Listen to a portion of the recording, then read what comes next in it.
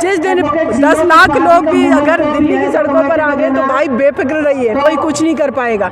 हम लोगों के पास बाबा साहब द्वारा लिखा गया बहुत स्ट्रॉन्ग दस्तावेज है। भविष्य आने वाला जो है बीएसपी का है, क्योंकि हमारा मिशन स्ट्रॉन्ग है। आज तो संविधान का ही चलेगा।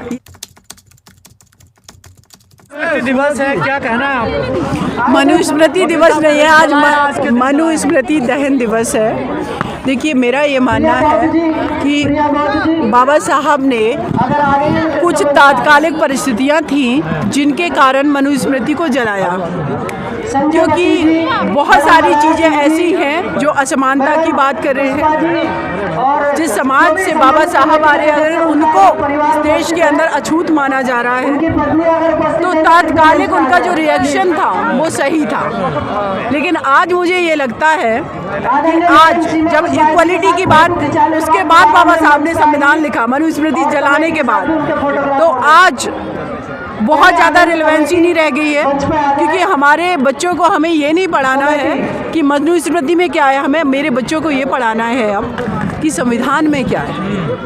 क्योंकि जो निगेटिव ग्रंथ अगर है समाज के लिए तो उसकी चर्चा बंद कर दी जाए, वो ज़्यादा ज़रूरी है। इसीलिए मनुस्मृति की चर्चा हमें बंद कर देनी चाहिए। बाबा साहब ने सिंबॉलिक तौर पर जला करके और इस देश को एक ऐसा दस्तावेज दिया जो पूरी कम्युनिटी, इस देश के हर जाति, धर्म, वर्ग, जेंडर, हर किसी के समानता की बात कर रहा है।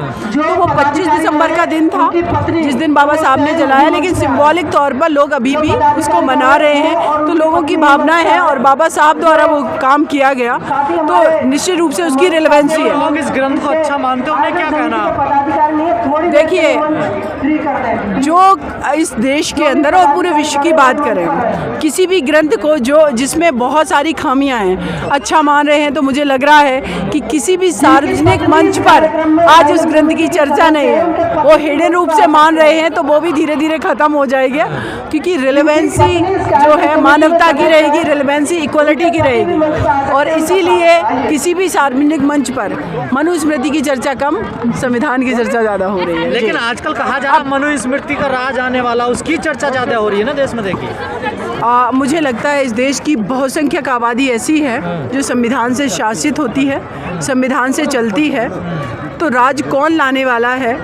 तो जो लोग भी ये कह रहे हैं कि राज आने वाला है वो यूनाइट हो जाए, तो मुझे लगता है राज तो संविधान का ही चलेगा। ये संभव नहीं है, ये कहीं ना कहीं डर है आपको, क्योंकि वो डर, एक सेकंड, ये डर जो है वो किस लिए है? जब आप यूनाइट हैं, जब आपके प्रिंसिपल अच्छे हैं, जब संविधान में साफ साफ लिखा कि सभी बराबर हैं, डेमोक्रेसी को हमारे संविधान की मूल भावना है, भाईचारा संविधान की मूल भावना है, लोक कल्याणकारी राज्य के तहत इस देश के हर जाति, धर्म, वर्ग के नागरिकों को हम मेंटेन करेंगे, सरकार मेंटेन करेगी, चाहे उनकी फूड सिक्योरिटी हो, एजुकेशन सिक्योरिटी हो, या फिर उनकी चिकित्सा की व्यवस्थाएं हो, हर चीज़, तो हम उन पर हमें फोकस करना चाहिए, उनको इम्प्लीमेंट कराना चाहिए। हम लोग इंडियन सिटीजन है, अगर कोई डीएम, एसडीएम, कोई एडमिनिस्ट्रेटिव ऑफिसर या पॉलिटिशियन आपके फेवर में वर्क नहीं कर रहा, यूनाइट होकर के ऑनेस्टी से आप उसके समक्ष ये सवाल पैदा करिए। जी, आप बताइए। सिविल सोसाइटी भवन भी इसलिए बना रहे हैं क्योंकि इसमें मनुस्मृति संविधान लागू किया जा सके। आप इतने क्यों डरे हुए हैं भाई? कौन सा मनुस्मृति संविधान नहीं? लेकिन मैम, जो लिसन, देखिए, हमारे देश का डेवलपमेंट होना चाहिए, वो जरूरी है। अगर हमारे देश की पार्लियामेंट उस टाइम पीरियड में बनी जब हमारे देश की पॉपुलेशन भी कम थी, तो अगर कोई नया इंफ्रास्ट्रक्चर बन रहा है जो कि एक्सेप्ट किया जाना चाहिए, अगर वो ऐसा कोई करता है तो हम सब लोग किस लिए हैं? हमें बोलने का अधिकार है, हमें आंदोलन करने का अधिकार है, हमें कोर्ट मिली हुई है, कोर्ट में हम अपने रिप्रेजेंटेशन की बात करने लगे हैं। दमखम से यूनिटी सबसे ज़्यादा ज़रूरी है। जो कर रहे हैं पार्लियामेंट में बैठे वो बहुत लिमिटेड लोग हैं। इस देश की पॉपुलेशन बहुत बड़ी है और बहुसंख्यक पॉपुलेशन है, बहुजन आबादी है। आपको डरने की आवश्यकता नहीं है। बाबा साहब बहुत स्ट्रॉन्ग संविधान लिख के गए हैं, उसके साथ छेड़छाड़ की जाने की कोशिश की गई। SC/ST एक्ट में 2017-18 की बात है, 18 में बदलाव कर दिया ना। उसके बाद क्या हुआ देखा आप लोगों ने, एक आंदोलन पे पार्लियामेंट ने बदल दिया। तो आप लोग समझिए अपनी ताकत को। उस आंदोलन में 1.5-2 लाख लोग निकले होंगे। जिस दिन 10 लाख लोग भी अगर दिल्ली की सड़कों पर आ गए तो भाई बेफिक्र रहिए, कोई कुछ नहीं कर पाएगा। हम लोगों के पास बाबा साहब द्वारा लिखा गया बहुत स्ट्रॉन्ग दस्तावेज है। लेकिन एमसीडी चुनाव में बीएसपी की स्थिति कुछ ठीक नहीं रही, क्या कहना आप? अब देखिए क्या है ना, सत्ता का परिवर्तन होता रहता है। हम पीक पर भी गए और अभी हम डाउनफॉल में भी हैं। भविष्य आने वाला जो है बीएसपी का है, क्योंकि हमारा मिशन स्ट्रॉन्ग है। नहीं, सभी की मैं बात कर रही हूँ। ये डाउनफॉल चलता रहता है, ये सत्ता का परिवर्तन है, होता रहता है। यूपी के निगम के इलेक्शन आने वाले हैं, उसमें हम लोग अच्छी सीट निकालेंगे ऐसी संभावना है।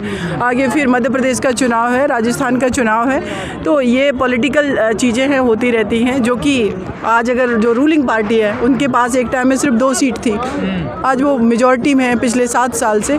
तो इसको हम ऐसे कहेंगे कि हाँ, लेकिन अपने अंदर हमें ये कहाँ कमियां हैं कि हम क्यों नहीं आ रहे, इस पर विचार करना बहुत जरूरी है। जैसा भी आपने कहा कि बहुजन विधान लागू होने वाला, तो सिंपल शब्दों में, क्योंकि लोग बहुजन समाज जो है वो ज़्यादा एजुकेटेड नहीं है, समझ नहीं पाता है, वो डर जाता है। तो आप उनको सिंपल शब्दों में, 4 शब्दों में क्या समझाना चाहेंगे? 4 शब्दों में नहीं, एक शब्द में कहूँगी।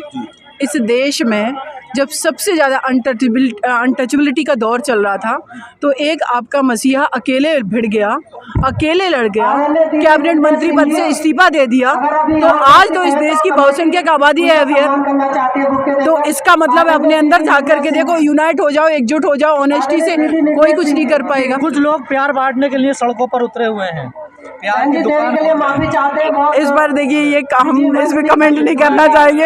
यहाँ पर इस मंच से भी, इस मंच से भी प्यार ही बांटा गया है। Thank you so much.